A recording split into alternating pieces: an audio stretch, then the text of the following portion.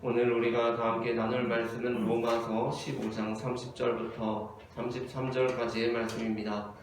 본문을 교독하시겠습니다. 형제들아, 내가 우리 주 예수 그리스도와 성령의 사랑으로 말미암아 너희를 권하노니 너희 기도에 나와 힘을 같이하여 나를 위하여 하나님께 빌어.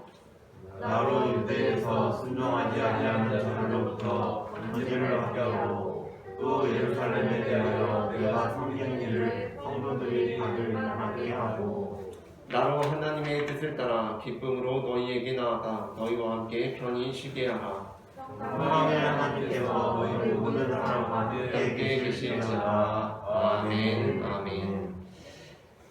로마서 15장에는 바울이 3차 전도 여행을 마치고 예루살렘에 헌금을 전달하기 위해 다녀올 여정과 또 그 이후에 계획되어 있는 로마 방문에 관하여 로마 교회에 기도를 요청하는 내용이 기록되어 있습니다. 그것이 바로 우리가 방금 읽은 30절부터 33절까지의 말씀입니다. 이제 바울은 3차 전도 여행을 마치고 예루살렘 교회에 헌금을 전달하기 위해 다녀올 그 여정, 그리고 예루살렘에 잘 다녀와서 로마 교회에 방문할 것을 기대하면서 이렇게 기도를 요청하고 있습니다. 그 상황을 고려하면서 본문을 다시 한번 교독하겠습니다. 형제들아, 내가 우리 주 예수 그리스도와 성령의 사랑으로 말미암아 너희를 권하노니 너희 기도에 나와 힘을 같이하여 나를 위하여 하나님께 빌어. 나로 유대에서 순종하지 아니하는 자들로부터 권징을 받게 하고 또 예루살렘에 대하여 내가 섬긴 일을 성도들이 받을 만하게 하고 나로 하나님의 뜻을 따라 기쁨으로 너희에게 나아가 너희와 함께 편히 쉬게 하라. 평강의 하나님께서 너희 모든 사람과 함께 계실지어다. 아멘. 아멘.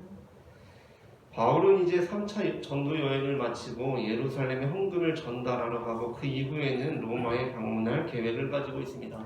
그래서 로마 교회에게 이제 로마서를 거의 맞춰가면서 너희가 나를 위해서 이렇게 기도해 주라 라고 요청하고 있습니다.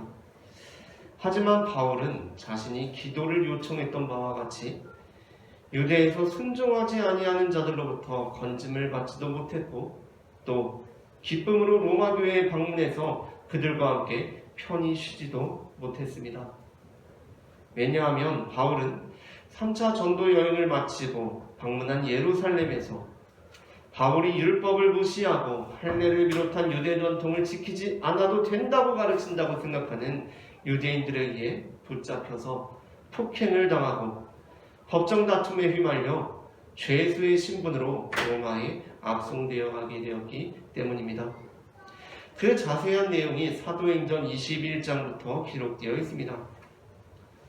그러나 그럼에도 불구하고 이 바울의 기도는 믿음의 길을 걸어가고 있는 성도의 삶이란 어떠한 삶인지를 우리에게 보여주고 또한 그렇기 때문에 우리가 믿음의 길을 걸어가고 있는 성도를 위해 기도한다면 우리가 무엇을 기도해야 하는지에 대해서 보여주고 있습니다. 독일의 보네퍼 목사님은 수많은 독일 교회들이 히틀러의 유대인 학살에 대해 침묵하고 있을 때 더 이상의 학살을 막기 위해서 히틀러 암살 계획에 참여하였습니다. 하지만 그 계획은 실패하였고 보네퍼 목사님은 본인의 소망과는 달리 나치 독일이 패망하기에 약 한 달 전 39의 나이로 나치에 의해 처형되셨습니다. 하지만 보네퍼 목사님의 그 정신은 그 실패와 상관없이 오늘날에도 수많은 그리스도인들의 삶의 지침이 되고 있습니다. 사도 바울의 기도 역시 마찬가지입니다. 비록 그의 기도는 이루어지지 못했습니다. 예수님께서 겟세마네 동산에서 내 아버지여 만일 할만하시거든 이 잔을 내게서 지나가게 하옵소서 라고 기도하셨지만 예수님께서는 예수 그리스도의 원보다 더 크고도 높으신 아버지의 원에 따라 더 큰 구원 사역을 위해 십자가의 길로 나아가게 되셨던 것처럼 바울 역시 그 자신은 예루살렘에 갔을 때 자신에게 악의를 품고 있는 유대인들로부터 건짐을 받기를 그리고 예루살렘에 안전하게 다녀와서는 로마 교회에 가서 그들과 함께 기쁨의 시간을 갖기를 원했지만 그의 삶은 그의 원보다 더 크고도 높으신 아버지의 원에 따라 더 큰 구원 사역을 위해 십자가의 길로 나아가게 되었던 것입니다. 하지만 그럼에도 불구하고 그의 기도는 그 기도가 그대로 이루어짐과 상관없이 오늘 우리가 걸어가고 있는 성도의 길이 어떠한 길인지, 그리고 그 믿음의 길을 걸어가고 있는 성도를 위해 우리가 기도한다면 우리는 무엇을 기도해야 하는지 보여주는 지침이 되는 것입니다. 오늘 우리는 기도의 힘을 같이하여 라는 제목의 설교를 나눕니다. 제목을 제가 선창하면서 두 번 읽어보겠습니다. 기도의 힘을 같이하여, 기도의 힘을 같이하여, 기도의 힘을 같이하여, 기도의 힘을 같이하여. 오늘 전해지는 말씀을 통하여서 우리가 걸어가는 믿음의 길이 어떠한 길인지 알게 되고, 또 함께 믿음의 길을 걸어가고 있는 성도를 위해 무엇을 기도해야 하는지를 알게 되어 우리가 우리 곁에 있는 형제자매를 위해 중보의 기도를 올려드릴 수 있는 그리스도인이 되기를 소망합니다. 그렇다면 성도의 삶은 어떠한 삶이며 우리는 성도를 위해 무엇을 기도해야 합니까? 첫째, 함께 읽겠습니다. 첫째, 성도의 삶은 악의 표적이 된 삶이며 그렇기 때문에 우리는 성도가 악으로부터 건짐받기를 기도해야 합니다. 로마서 15장 30절부터 31절 상반절 말씀을 합독하시겠습니다. 형제들아, 내가 우리 주 예수 그리스도와 성령의 사랑으로 말미암아 너희를 권하노니 너희 기도에 나와 힘을 같이하여 나를 위하여 하나님께 빌어 나로 유대에서 순종하지 아니하는 자들로부터 건짐을 받게 하고. 아멘. 성도는 평탄한 길을 걸어가는 사람들이 아닙니다. 성도가 된다는 것은 선수가 되어서 경기장에 투입되는 것과 같고 군인으로 선발되어서 전쟁터에 투입되는 것과 같습니다. 그래서 예수님께서는 예수님 이전에 이 땅 가운데 살았던 성도들의 삶에 대하여 이렇게 말씀하고 계십니다. 마태복음 21장 33절부터 36절 말씀을 한 절씩 교독하시겠습니다.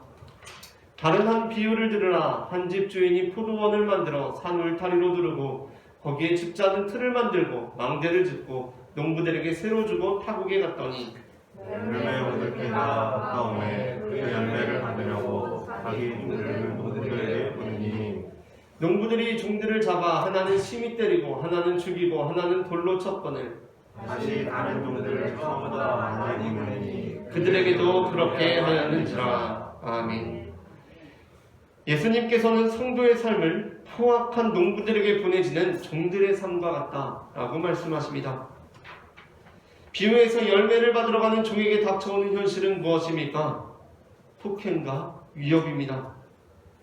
심지어 그래서 예수님께서는 우리에게 박해가 있을 때 그것은 우리의 온전한 성도됨을 증명하는 것이니 기뻐하라고까지 말씀하셨습니다. 마태복음 5장 10절부터 12절 말씀을 한 절씩 교독하시겠습니다. 의를 위하여 박해를 받은 자는 복이 있나니 천국이 그들의 것임이라. 나로 말미암아 너희를 박해하고 거짓으로 너희를 거슬러 모든 악한 말을 할 때는 너희에게 복이 있나니. 함께 읽겠습니다. 기뻐하고 즐거워하라. 하늘에서 너희의 성이 큼이라. 너희 전에 있던 선지자들도 이같이 박해하였느니라. 아멘. 바울 역시 마찬가지였습니다. 바울이 그리스도인이 되자 바울은 예루살렘의 유대인들의 공격 대상이 되었습니다. 예루살렘의 유대인들은 바울이 율법을 무시하고 할례를 비롯한 유대 전통을 지키지 않아도 된다고 가르친다고 주장하면서 언제라도 바울을 잡아 죽이려고 이를 갈고 있었습니다. 우리의 삶 역시 마찬가지입니다. 우리가 그리스도인이 된다는 것은 세상의 공격 대상이 된다는 것이고 하나님의 뜻을 거스른 사탄의 표적이 되는 것을 의미합니다. 그래서 예수님께서는 우리에게 기도를 가르쳐 주시며 이렇게 기도하라고 하십니다. 마태복음 6장 6절부터 13절 말씀을 한 절씩 교독하시겠습니다. 그러므로 너희는 이렇게 기도하라. 하늘에 계신 우리 아버지여, 이름이 거룩히 여김을 받으시오며 나라가 임하시오며 뜻이 하늘에서 이루어진 것 같이 땅에서도 이루어지리이다. 오늘 우리에게 일용할 양식을 주시옵고 우리가 우리에게 죄 지은 자를 사하여 준 것 같이 너희들을 사하여 주옵소서. 함께 읽겠습니다. 우리를 시험에 들게 하지 마시옵고 다만 악에서 구하시옵소서. 나라와 권세와 영광이 아버지께 영원히 있사옵나이다. 아멘. 아멘. 우리는 어떠한 사람들입니까? 우리는 하나님의 백성이 되어서 이제 구원을 약속받은 사람들입니다. 우리는 악에 속해 있는 사람들이 아닙니다. 그러나 또한 역설적으로 그 누구보다 악의 공격을 그 표적이 되어서 맞고 있는 사람들이라는 것입니다. 그렇기 때문에 우리는 우리가 악의 표적이 된 것, 우리가 악의 공격을 받는 것, 그것으로 인하여 당황하지 않고 우리를 악에서 구원하여 주시옵소서라고 하나님께 기도해야 하며, 또한 우리가 우리의 형제 자매된 성도를 위해 기도할 때 저에게 있는 악으로부터 그를 구원해 주시옵소서라고 기도해야 하는 것입니다. 다음으로 둘째 함께 읽겠습니다. 둘째, 성도의 삶은 성도가 베푸는 선도, 악으로 되갚아지며, 그렇기 때문에 우리는 성도가 베푸는 선이 기쁘게 받아들여지기를 기도해야 합니다. 로마서 15장 32절 하반절 말씀을 함께 읽겠습니다. 또 예루살렘에 대하여 내가 섬기는 일을 성도들이 받을만하게 하고. 아멘. 바울은 로마 교회에게 자신이 이제 예루살렘에 헌금을 전달하러 가는데 그것을 예루살렘 교회가 잘 받기를 기도해 달라고 합니다. 우리가 생각할 때는 헌금을 모금할 때는 좀 기도가 필요할 것 같습니다. 그런데 목적한 헌금이 다 달성되고 기대한 만큼의 헌금이 다 모금되고 난 이후에는 특별히 기도할 일이 없을 것 같습니다. 그냥 헌금을 잘 전해주면 되는 것 아닙니까? 우리가 행하는 이 일이 선한 일이기 때문에 이것을 잘 성도에게, 교회에게 전달해주면 그냥 끝날 것 같습니다. 아무런 어려움이 없을 것 같습니다. 헌금을 모금하는 것이 문제이지 전해주는 것은 문제도 되지 않을 것 같습니다. 그러나 그것은 성도의 삶을 지나치게 안일하게 본 것입니다. 앞서 다루었던 바와 같이 성도의 삶, 성도 간의 관계는 사탄의 표적이 된 삶이고 사탄의 표적이 된 관계입니다. 그러므로 성도는 사실 살아가면서 나의 내가 베푼 선한 행위, 내가 행한 선한 말이 악으로 되받아지는 경험을 하게 됩니다. 다윗의 삶을 살펴봅시다. 다윗은 이스라엘이 블레셋과의 전투에서 거인 장수 골리앗의 어려움에 처했을 때 골리앗을 이기고 이스라엘의 승리를 가져다준 인물이었습니다. 다윗이 행한 일은 선한 일이었습니다. 그런데 일이 꼬이기 시작하니까 아주 이상하게 꼬여가기 시작하는 것입니다. 그러니까 블레셋과의 전투에서 승리하고 돌아오는 길에 이스라엘 여인들이 사울을 환영하면서 사울이 죽인 자는 천천히요, 다윗은 만만히로다라고 노래했고 그것이 사울을 불쾌하게 만들었던 것입니다. 사무엘상 18장 6절부터 9절 말씀을 교독하시겠습니다. 무리가 돌아올 때, 곧 다윗이 블레셋 사람을 죽이고 돌아올 때에 여인들이 이스라엘 모든 성읍에서 나와서 노래하며 춤추며 소고와 경세를 가지고 왕 사울을 환영하는데, 여인들이 흔들며 노래하며 사울이 죽은 자는 천천히요 만만히로다 하더라. 사울이 그 말에 불쾌하여 심히 노하여 이르되 다윗에게는 만만을 돌리고 내게는 천천만 돌리니 그가 더 얻을 것이 나라 말고 무엇이냐 하고. 그날로 사울이 다윗을 주목하였다. 아멘. 다윗이 잘못한 것이 있습니까? 전혀 없습니다. 다윗은 그저 나라를 위해서, 하나님의 이름을 위해서 선한 일을 했을 뿐입니다. 그런데 정말 이상하게 상황이 돌아가기 시작합니다. 다윗의 의도와는 전혀 상관없이 막 이상하게 일이 꼬이기 시작하더니 갑자기 이제 사울이 다윗을 죽이려고 달려들기 시작합니다. 이어지는 10절부터 11절 말씀도 교독하시겠습니다. 그 이튿날 하나님께서 부리시는 악령이 사울에게 힘있게 내림에 그가 집안에서 정신없이 떠들어대므로 다윗이 평일과 같이 손으로 수금을 타는데 그때에 사울의 손에 창이 있는지라. 그가 스스로 이르기를 내가 다윗의 벽에 박으리라 하고 사울이 그 창을 던졌으나 다윗이 그의 앞에서 2번 피하였더라. 아멘. 그리스도인의 삶은 어떠한 삶입니까? 내가 선한 일을 행합니다. 선한 말을 행합니다. 그리고 그냥 평소처럼 아무렇지 않게 지냅니다. 그런데 창이 날라오는 삶이 바로 그리스도인의 삶이라는 것입니다. 내가 선을 행해도, 선한 말을 해도 악으로 대갚아지는 일들을 경험하는 삶입니다. 세상의 권세를 잡은 악령은 우리를 가만히 내버려 두지 않습니다. 교회가 서로 사이좋게 지내는 것을 가만히 내버려 두지 않습니다. 어려움에 처한 교회를 이제 여유가 있는 교회가 도와주는 것이 아름답게 행해지는 것을 결코 바라보고 있지 않습니다. 우리가 선한 일을 행해도 그 일을 꼬이게 만들어서 우리로 하여금 아주 난처하고 힘든 상황에 놓이게 만듭니다. 우리는 때로 아주 순진하게 우리가 잘 섬기면 사람들이 고마워할 것이라고 예상합니다.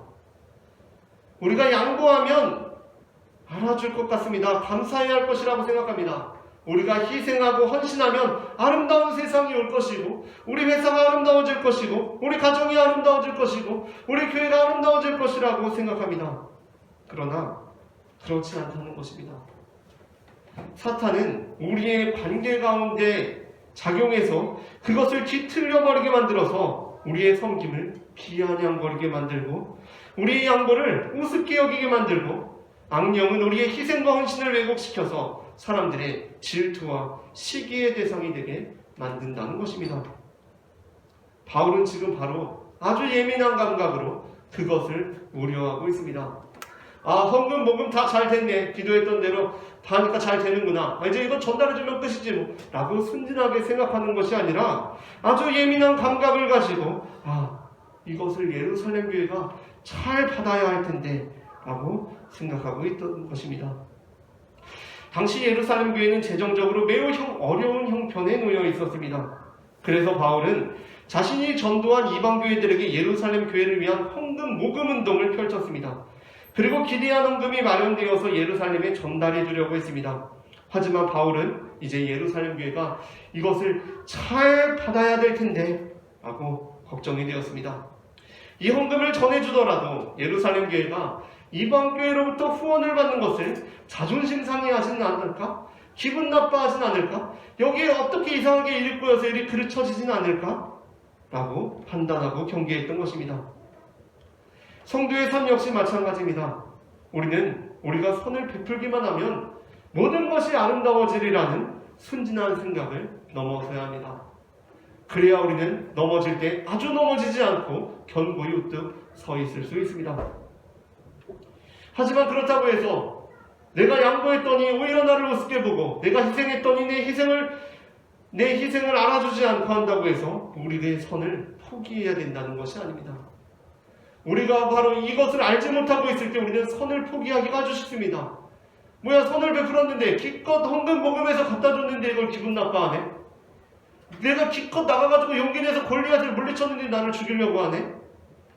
여기에서 우리가 넘어지기 시작하면 우리는 선을 포기하게 된다는 것입니다. 우리는 이 지점에서 그렇게 하더라도 이 관계 가운데, 이 모든 상황 가운데 악이 틈타서 그 모든 것을 뒤틀려 놓을 수 있다는 것을 늘 생각해야 한다는 것입니다.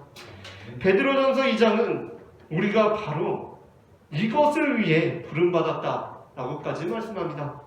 베드로전서 2장 20절부터 25절 말씀을 한 절씩 교독하시겠습니다. 죄가 있어 매를 맞고 참으면 무슨 칭찬이 있으리요? 그러나 선을 행함으로 고난을 받고 참으면 이는 하나님 앞에 아름다우니라. 이를 위하여 너희가 부르심을 받았으니 그리스도도 너희를 위하여 고난을 받으사 너희에게 본을 끼쳐 그 자체를 따라오게 하려 하셨느니라.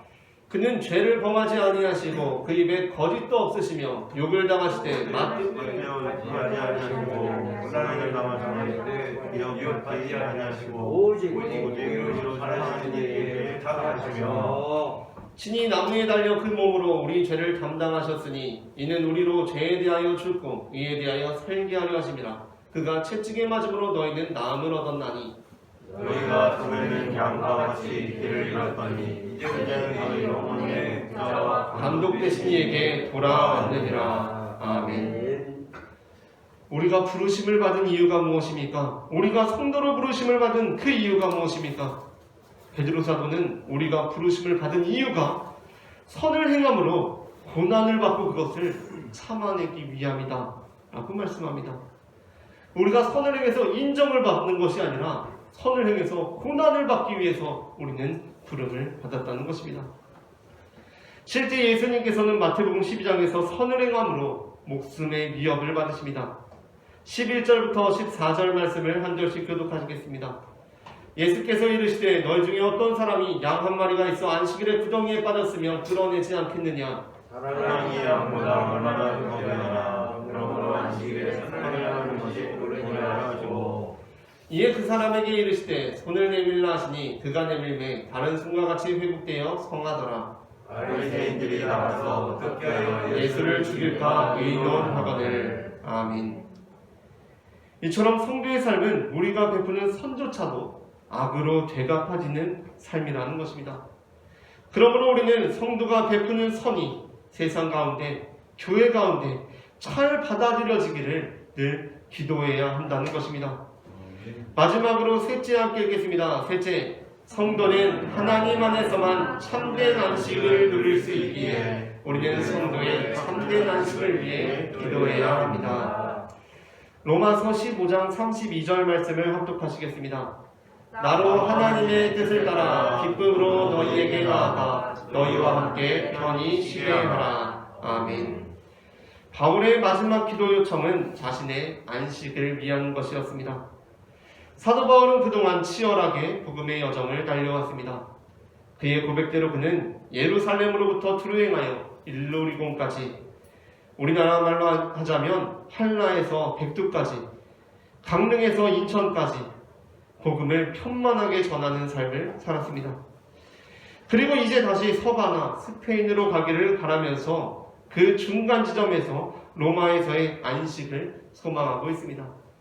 그러니까 이제 바울은 예루살렘에 전달할 헌금이 다 복음이 맞춰지고 예루살렘에 헌금을 전달하고 난 이후에는 서바나 스페인까지 복음을 전하기를 원하면서 중간에 로마 교회에 가서 그들과 함께 기쁨을 나눈 후에 그들의 후원을 받아서 이제 서바나로 갈 생각을 하고 있는 것입니다. 그렇게 로마에서의 안식을 소망하고 있습니다. 그렇다면 그가 원하는 쉼이란 어떠한 쉼입니까? 바울이 로마서 15장 32절에서 말씀하는 쉼은 마태복음 11장에 나오는 예수님의 말씀과 깊은 관련이 있습니다. 예수님께서는 마태복음 11장 28절에서 이렇게 말씀하셨습니다. 다 함께 합독하시겠습니다.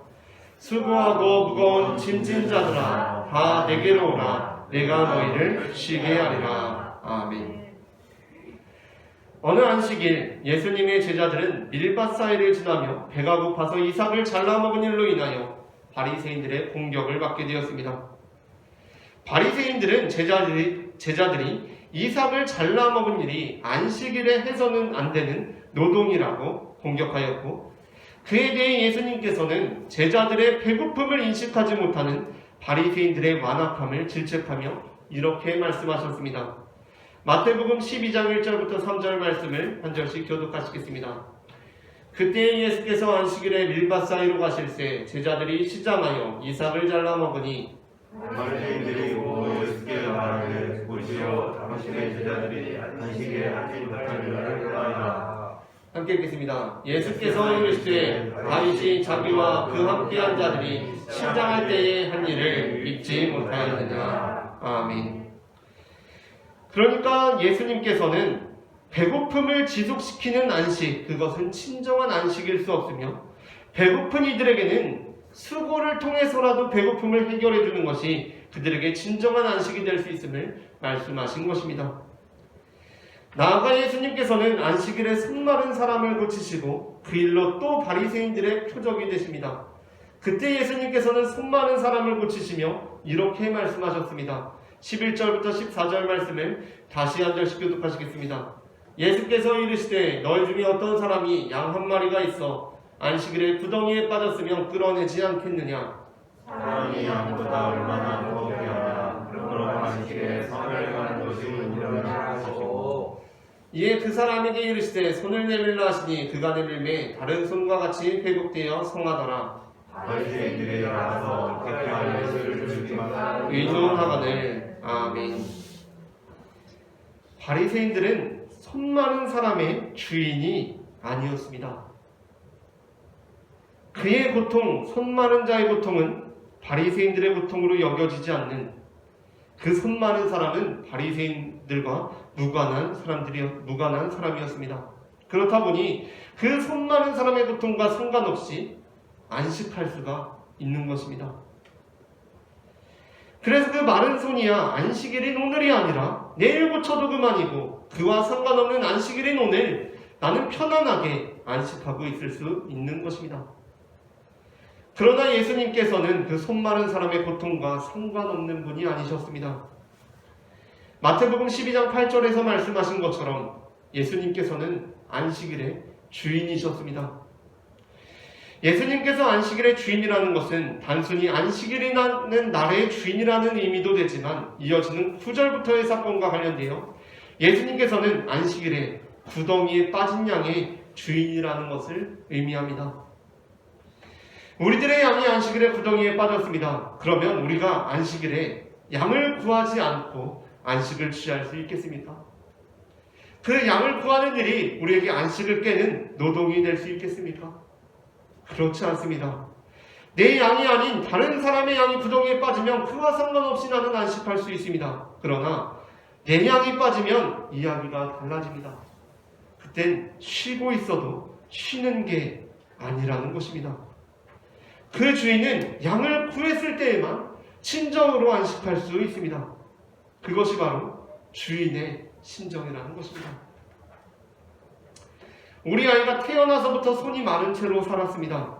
그런데 소문을 들어보니까 예수님이라는 분은 모든 병을 고치신답니다.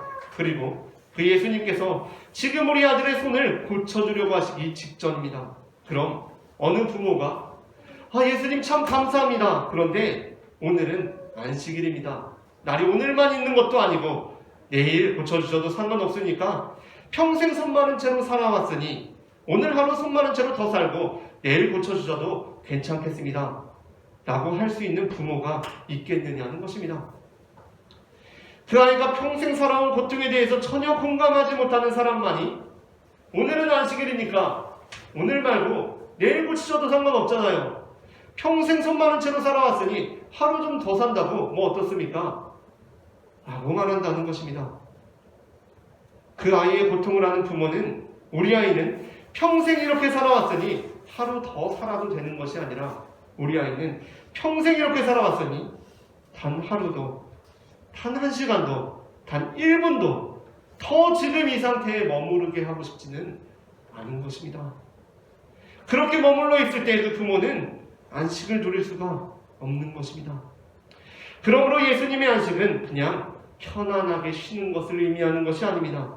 그 쉼은 바로 평생 마른 채로 살아온 내 팔이 온전케 됨으로 누릴 수 있는 안식입니다. 이 안식은 나의 주인과의 관계에서 우리가 멸망으로부터 구원으로 옮겨지면서 누릴 수 있는 안식이라는 것입니다. 바울의 쉼 역시 마찬가지입니다. 나 이제 너무 전도 많이 했다. 그냥 좀 쉬겠다. 그것이 바울의 쉼이 아닙니다. 그 쉼은 믿음 안에서 멸망에서 구원으로 옮겨진 양떼들이 함께 그 주인과의 관계에서 누리는 안식이었습니다. 그러므로 바울의 쉼은 그냥 편안하게 쉬겠다는 것이 아니라 이제 다가올 또 다른 전도지 땅끝 서바나를 향해 그 눈길이 머물고 있는 것입니다. 성도의 진정한 안식은 하나님 안에서만 누릴 수 있습니다. 성도의 진정한 안식은 이제 휴양지에서 난 이제 쉬겠다가 아니라 이제 서바나로 나아갈 준비를 하면서 그는 진정한 안식을 누리고 있는 것입니다. 그러므로 우리는 성도를 위해 기도할 때 그 역시 우리들에게 진정한 안식을 주시는 하나님 안에서 참된 안식을 누릴 수 있기를 기도해야 하는 것입니다. 말씀을 마칩니다. 성도의 삶은 악의 표적이 된 삶이기 때문에 그리고 성도가 베푸는 선이라고 할지라도 악으로 되갚아지는 험난한 삶이기 때문에 그래서 하나님 안에서만 온전한 안식을 누릴 수 있는 삶이기 때문에 우리는 기도의 힘을 같이하여 성도가 악의 표적이 된 삶일지라도 그 가운데 하나님의 건짐을 받을 수 있기를 또한 성도가 베푸는 선이 악으로 되갚아지는 현실 가운데서도 끝까지 그 선을 포기하지 않고 그 길을 걸어갈 수 있기를 그리고 우리를 구원하시는 하나님 안에서 온전한 안식을 누릴 수 있기를 기도해야 합니다. 우리 모두가 우리 곁에서 믿음의 선한 싸움을 싸우고 있을 성도를 위해 기도의 힘을 같이 함으로 서로에게 힘이 되어주는 존재가 되기를 소망합니다.